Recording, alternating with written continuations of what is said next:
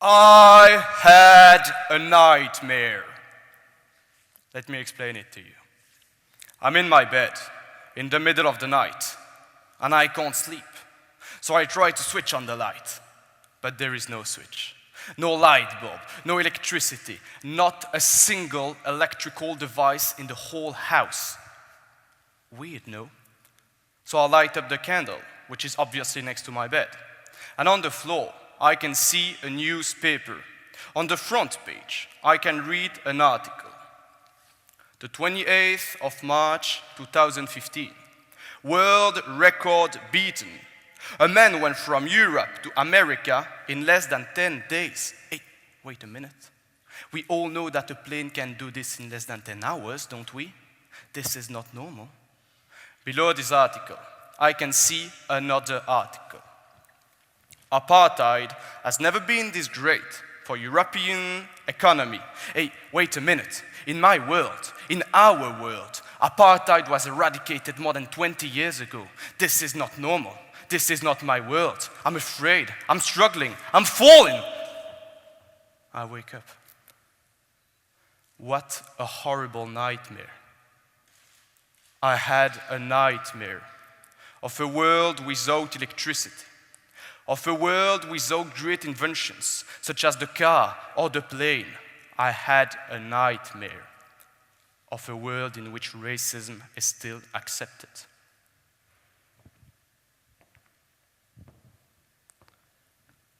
Ladies and gentlemen, it took me 10 minutes to realize that this would be the precise situation of our world if humankind didn't have education.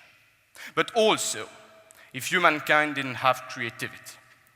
Let me give you some examples. How did Franklin know that lightning was a transfer of electrons from the sky to the ground? Education. But how did they have the great idea to use a kite to catch this lightning? Creativity. How did the Wright brothers know that we could use the power of the wind to create great forces? Education.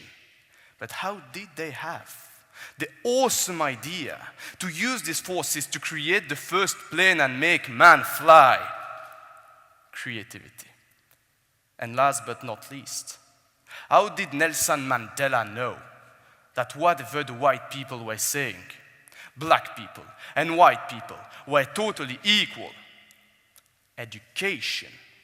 But how did they have the phenomenal idea, once he had the power, to restore peace in his country by forgiving everything? Creativity. See? Education and creativity do not have to be considered as two opposite things which cannot fit together, because they can fit together. They can work hand in hand. And whenever they do, great things happen. I would say that if creativity was a gun, education would be the bullets. Without each other, they are useless, but together, they are a great weapon which can change the world. There are hundreds of examples. Martin Luther King, Nelson Mandela, Aung San Suu Kyi, Isaac Newton, Albert Einstein, and many other known or unknown people. All of them used education and creativity together to change the world. But there is a problem. There is a danger. The danger is when a teacher does not understand the importance of creativity, when he yells at a student who's defending his point of view, when he wants to teach a precise way of thinking, when he does not accept other methods, when a teacher kills creativity. The problem is that even though these teachers are a minority, this minority exists in every school. So we, students, we, the new generation, if we want this world to continue to improve, we have no choice. We have to believe in our education, but we also have to fight. To fight for our open-mindedness, to fight for our personality, to fight for our opinion and own way of thinking. We have to fight for our creativity. Because if we do so, if humankind keeps using education and creativity together, the future will be bright, and nightmares will remain nightmares. Thank you very much.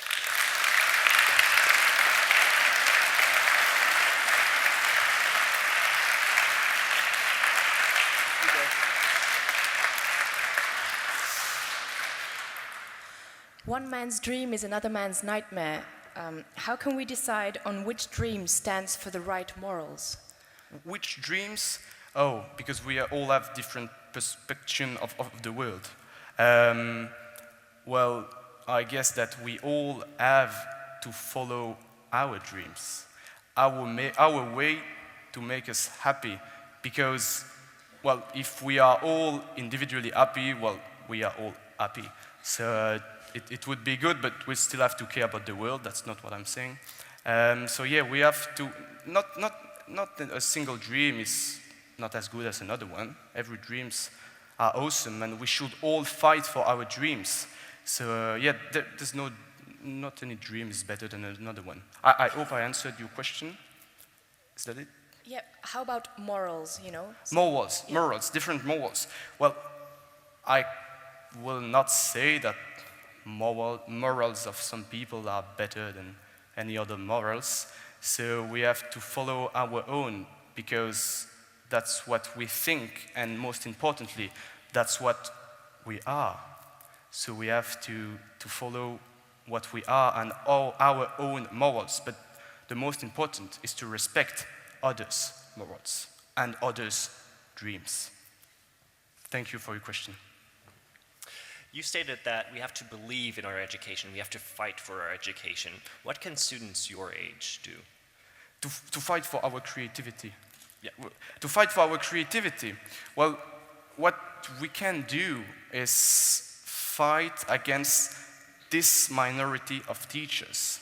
And it is not easy to do it, because we have to resist the pressure of a whole class laughing at you. You have to resist the pressure of a teacher yelling at you, and I can tell you this is not easy to resist. And so yeah, we have to fight, we have to believe in ourselves, and even if on you a test results, it's bad, but you know that because you did it in a wrong way. And but if you know that the answer is good, and even if you did it in a creative way that the teacher does not accept, it is good, it is even better, it is perfect. So you have to believe in yourself. When it's wrong, it's wrong. But yeah, we have to fight against this minority of teachers in school, and of course out of the school there are other kind of situation in which we have to keep fighting.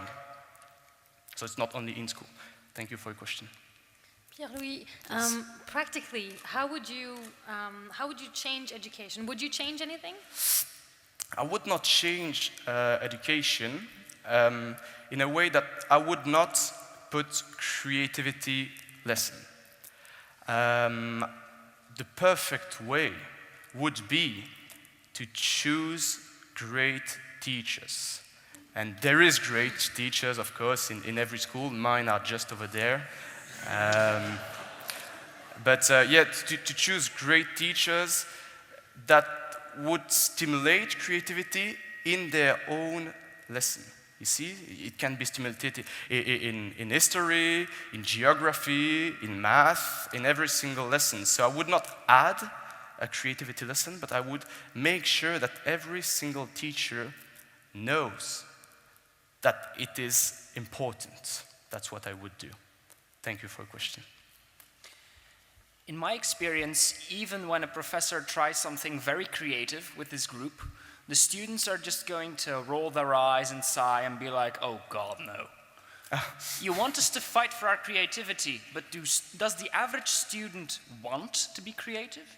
Yes, I know what you mean, but by what you just said. Well, this happens, unfortunately, when the teacher has not enough authority. But when it's a great teacher and he tries something creative, then it's perfect, I enjoy. Of course, if the student can choose between talking together and do a creative creative exercise. The problem is that they will always choose to talk together. It's the problem.